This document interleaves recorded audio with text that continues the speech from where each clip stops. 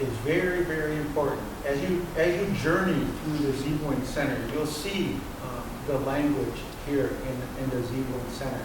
You know, because the language was very important. It was taken away from the people. We were forbidden to practice our language. So the language and the connection to our Creator is synonymous, you know. And so it's very important to the Anishinaabe people to bring back the language. The United States government, they have a saying on how language affects not only the Anishinaabe people, but each and every one of us that live here in the United States. And their saying is, once you lose your language, you lose who you are as a people.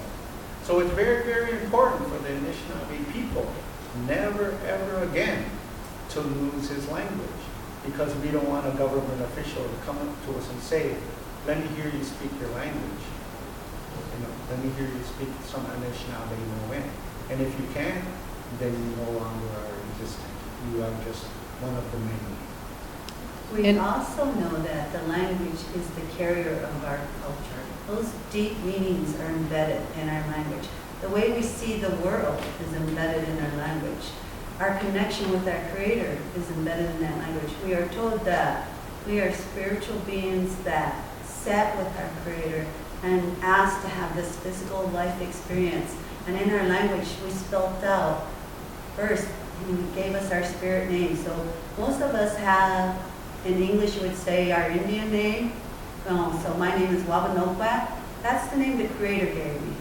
And then together laid out my physical life path of what I needed to do, what I would accomplish, what I would experience, and when I would come back home, when I would go back to that spiritual realm. And so even something as simple as one word in our language, bonjour, hello, we have no word for goodbye in our language. We think of ways to say that because in English, everybody also says goodbye, or I'll see you later. So we can come up with Omopi, Wabaman, I'll see you later. But knowing we have no word for goodbye, that all things are connected, and that even from coming to the physical realm, we'll go back into that spiritual realm, there's no end. So we have no word for that goodbye. Something as simple as in English you say a baby or a child, in our language we'd say Banuajis. I just told you a vastness about our culture. That means a young spirit coming towards you, and not you alone, towards you and your family and community, just from one word in our language. So the importance of who we are as a people is embedded in our language, and it's going to take great work to revitalize it.